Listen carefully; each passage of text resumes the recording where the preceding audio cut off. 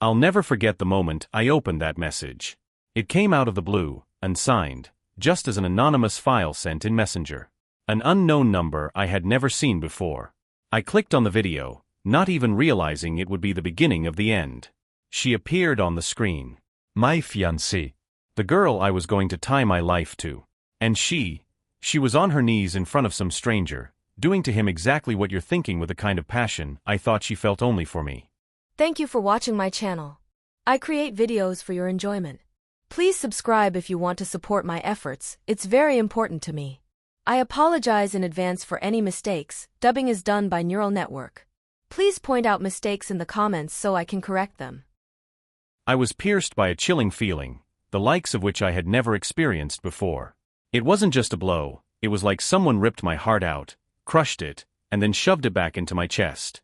I stared at it, not believing my eyes, not understanding how that was even possible. We were engaged, for crying out loud. I trusted her. I loved her. But the video was running, and I could see how she was openly enjoying herself, how devotedly she was looking at him, like he was the center of her universe. Who was this man? I'd never met him, and it didn't matter. Only one thing mattered, she had betrayed me. I sat, paralyzed, long after the video ended. But then my mind began to slowly return. The shock turned to rage. I couldn't just let it go. I couldn't just walk away. I had to find out everything. And I had to get revenge. Ich starte dich gegen Depa. Used all my connections, all my skills. Within days, I had the whole picture. This stranger wasn't the only one. She had a string of lovers. She'd slept with other men behind my back. Not once, not twice, but dozens of times. And always with the same passion, the same satisfaction. It was disgusting. I had access to her cloud storage where I found even more videos. I saw her with other men, in different places, at different times. All of them getting what should have been mine alone. It was like a nightmare from which it was impossible to wake up. I rewatched the videos over and over again, and each time my rage increased. The first video I saw made my blood boil. She was with some man in his car. Night, the bright lights of the city outside the window, and inside that cramped car, misted from their breath, they were merging in a vicious dance.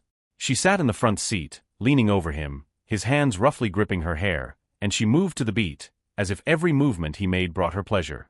Every now and then she would raise her eyes and look at him with the kind of adoration I thought was meant for me. She was completely absorbed in the moment, and it was disgusting. I sat, paralyzed, long after the video ended. But then my mind began to slowly return. The shock turned to rage. I couldn't just let it go. I couldn't just walk away. I had to find out everything. And I had to get revenge. Ich starte dich gegen Depa. Used all my connections, all my skills. Within days, I had the whole picture. This stranger wasn't the only one. She had a string of lovers. She'd slept with other men behind my back. Not once, not twice, but dozens of times. And always with the same passion, the same satisfaction. It was disgusting. The second video was clearly filmed in a hotel room. It was well lit, and I recognized it. We had once stayed there on vacation.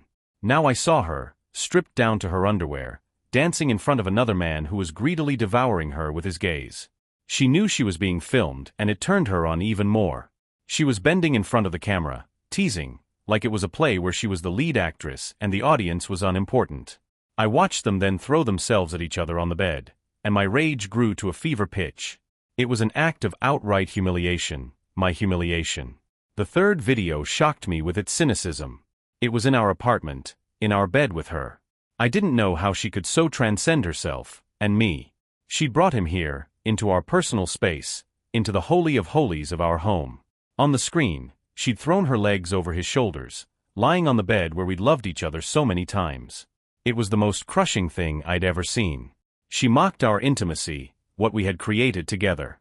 The fourth video was particularly painful. They were in some kind of late-night sauna. The camera was set up so that you could see the whole process from start to finish. Water ran down their bodies, but it didn't wash away the dirt of betrayal. She sat in the pool, pulling him to her, and he fondled her unashamedly, in front of everyone. At some point another man came up and joined them. She didn't resist, on the contrary, she seemed to enjoy being the center of attention. It was blatant, Unconcealed depravity. The fifth video was shot in a public restroom of some bar. The camera was shaking, but it didn't stop you from seeing what was going on. They got in there, drunk and lustful. Her laughter, which used to bring me joy, now sounded like mockery. She wheezed and moaned as he pressed her against the wall, covering her mouth with his hand so she couldn't be heard. But the camera recorded everything. She looked straight into the lens, without a shred of shame. That last video was the culmination of my despair and hatred. She wasn't doing it because she was forced to, but because she enjoyed it, and that thought was killing me from the inside out. I had to have my revenge. It wasn't just a desire, it was a compulsive need. I didn't want to hear any more excuses, to see her tears that I knew would be false. She didn't deserve pity. She deserved pain as severe as the pain she'd caused me. The first step was to compile all the videos into a single archive. I created a dozen copies, spread them out on different devices and cloud storage. I was ready to share this happiness with the world, but only at the right moment. First, I needed to make everything perfect. I pretended that nothing happened. I kept playing the role of a loving groom willing to do anything for his bride. We met with her parents, discussed the wedding, made plans for the future. She smiled at me as if nothing had happened, and that only made me more furious. But I kept it inside, hiding it behind a mask of calm. The next day, I organized dinner. It was going to be special. I invited our mutual friends, her parents, my own family, everyone who was to be a part of our happy life. She didn't suspect a thing. I even bought her flowers and expensive wine to confuse her even more. Everything had to look perfect. When everyone was gathered, I began my speech. I talked about love, about trust, about how much I loved her and how grateful I was for everything. She sat next to me, looking at me with adoration, not realizing that in a few minutes her world would come crashing down. When I finished my speech, I handed her a gift. It was a small box, neatly tied with a ribbon. Inside was a flash drive. She accepted it, not yet realizing that this was her death sentence. "It's a video of our love," I said, smiling. She inserted the flash drive into her laptop and turned on the video. The first few seconds she looked at the screen with a smile, but then her face started to change. She saw herself, naked and with another man. The smile disappeared and her eyes filled with horror. She tried to close the laptop, but I held her hand back. "Take your time, sweetheart," I whispered. "You need to see this through to the end." The guests began to whisper, and I knew now was the moment. I pulled out my phone and with the touch of a button sent copies of the video to everyone invited.